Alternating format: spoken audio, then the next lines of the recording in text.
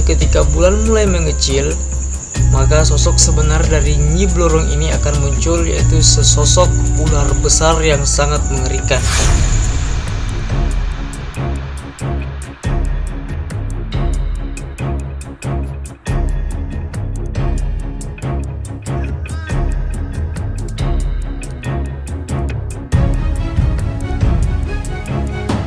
Assalamualaikum warahmatullahi wabarakatuh, sahabat semua. Terima kasih karena sudah klik video ini. Jangan lupa klik like, share, and subscribe jika kalian suka dengan sajian video ini. Jadi sahabat, hari ini user Asar Channel akan kembali menghadirkan video menarik mengenai cerita mistis yang ada di Nusantara ini. Yaitu kita akan terbang sedikit ke wilayah Jawa dan akan membahas salah satu kisah paling mistisnya orang Jawa, dimana kita ketahui sendiri bahwa Jawa memiliki salah satu destinasi wisata yang juga terkenal angker, namun menjadi daya tarik wisatawan untuk menuju ke sana. Dimanakah itu? Dia berada di pantai selatan. Jadi di pantai selatan ini ada 3 tokoh yang sangat berpengaruh di sana, termasuk diantaranya yang akan kita bahas pada malam ini, yaitu sosok Ratu Ular Nyi Blorong. Nah, tanpa tunggu lama-lama lagi, kita akan masuk ke pembahasan pertama, yaitu siapa itu Nyi Blorong.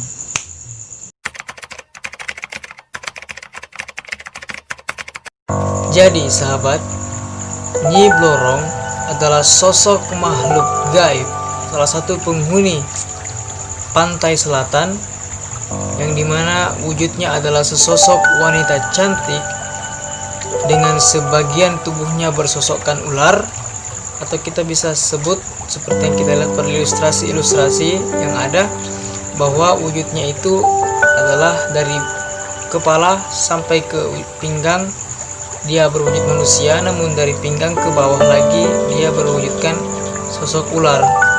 Dan Nyi Blorong ini merupakan panglima terkuat dan panglima tertinggi Kanjeng Ratu Kidul, sang penguasa pantai selatan. Dan selain karena terkenal akan kesaktiannya yang luar biasa, Nyi Blorong juga terkenal karena dia memiliki bawahan dari kalangan jin yang juga tak kalah luar biasa kesaktiannya. Nah, kita masuk ke pembahasan berikutnya, yaitu asal usul dari Nyi Blorong.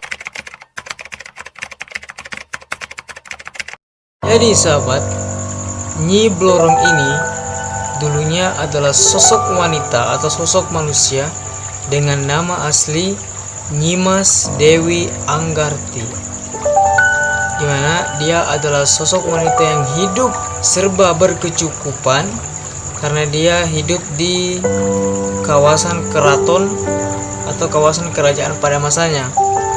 Nah, karena dia hidup dan besar di keraton, itu membuat Nyimas Dewi Anggarti atau Nyi Blorong ini menjadi angkuh, tumbuh menjadi seorang gadis angkuh dan sangat jahat pada masanya, sehingga orang-orang di keraton tersebut dan rakyat-rakyatnya itu malah membenci si Nyimas Dewi Anggarti ini. Nah, karena semua itu, karena sifat kesombongannya, keangkuhannya, dan kejahatannya, Nyimas Dewi Anggarti diusir oleh masyarakat setempat dari keraton milik kakeknya, dan dia pun pergi dari keraton istana dan pergi mengasingkan diri ke hutan selatan. Dia sendiri pun tidak tahu kemana arah tujuannya. Dia terus berjalan sambil menyesali semua perbuatan angkuhnya itu. Tapi semuanya sudah terlambat. Dia harus menerima akibat dari perbuatan angkuh dan sombongnya itu.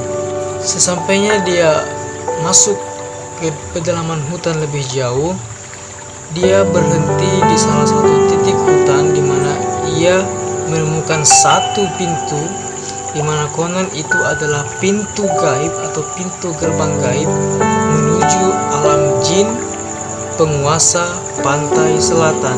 Dan benar saja, ternyata pintu itu adalah pintu gerbang kerajaan jin penghuni pantai selatan, dan Nimas Dewi Anggarti ini dipersilahkan untuk masuk dan bertemu dengan Kanjeng Ratu Kidul.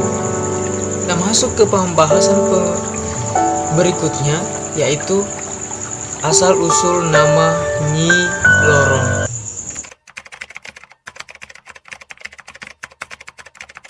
Jadi sahabat, setelah Nimas Dewi Anggarti ini masuk ke dalam kawasan kerajaan Jin penguasa pantai selatan dan bertemu dengan Nyi Roro Kidul, Nyi Roro Kidul bertanya kepadanya, dan Nimas Dewi Anggarti ini memberitahukan semuanya kepada Nyi atau Kanjeng Ratu Kidul.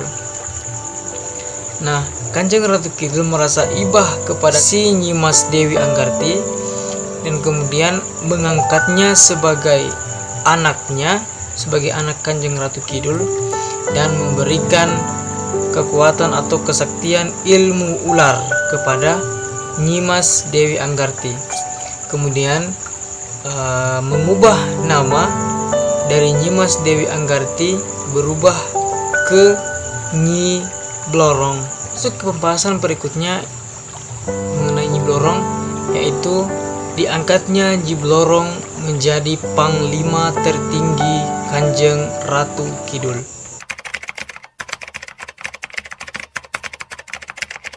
Setelah diangkat menjadi anak oleh Kanjeng Ratu Kidul, awalnya Nyi Blorong ini dianggap sebagai anak gadis biasa atau seorang gadis biasa yang tak tahu apa-apa. Namun karena kepandaiannya dan keahliannya dalam memimpin perang serta bekal ilmu dari Kanjeng Ratu Kidul, kesaktian ularnya, sehingga Kanjeng Ratu Kidul mempercayakan Nyi Blorong ini untuk memimpin salah satu satuan prajurit di kerajaan Kanjeng Ratu Kidul itu.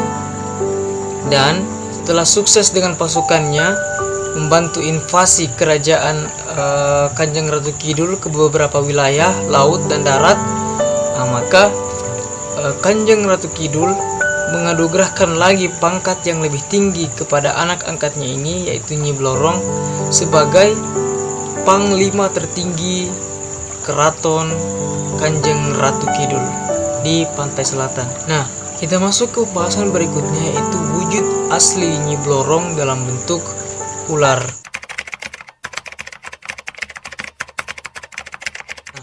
Ketika malam purnama tiba, maka disinilah sosok atau kecantikan dari Nyi Blorong ini mencapai puncaknya.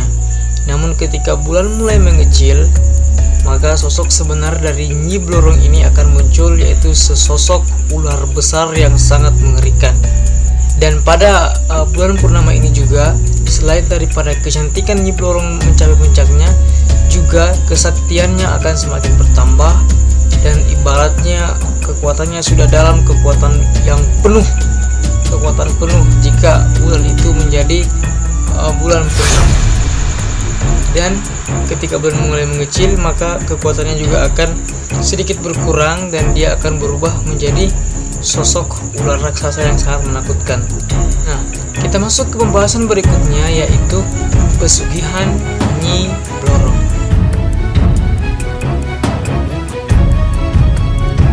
Buat kalian belum tahu apa arti pesugihan, pesugihan itu adalah salah satu cara untuk kita mendapatkan kekayaan secara instan melalui makhluk halus seperti itu. Jadi pesugihan ini dilakukan oleh, atau ilmu pesugihan ini juga dimiliki oleh Nyi Blorong. Jadi Nyi Blorong akan dicari pada zaman dahulu. Orang-orang akan mencari Nyi Blorong di gua-gua atau di pantai selatan untuk meminta atau melakukan perjanjian terlebih dahulu sebelum diberikan keinginannya. Jadi orang ini akan melakukan perjanjian dengan Nyi Roro Kidul, di mana perjanjian tersebut meliputi dia akan menjadi pengikut Nyi Blorong yang taat, taat, kemudian yang kedua harus menyerahkan tumbal di waktu-waktu tertentu, dan juga harus merahasiakan tentang ritual-ritual yang akan dilakukan. Nah, kita masuk ke pembahasan berikutnya, yaitu cara ritual Nyi Blorong memberikan pesugihan atau kekayaan terhadap pengikutnya. Dilaksanakan pada malam-malam tertentu, dan cara kerjanya adalah Nyi Blorong akan pergi ke rumah pengikutnya ini untuk melakukan satu ritual yang menurut saya juga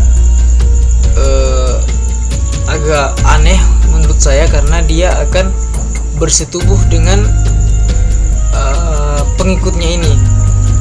Jika dia adalah seorang laki-laki, maka dia akan bersetubuh dengan Nyi Blorong ini, dan orang yang menjadi pengikutnya ini ketika datangi oleh Nyi Blorong akan melihat Nyi Blorong ini seakan-akan sebagai wanita yang cantik, molek dan sebagainya.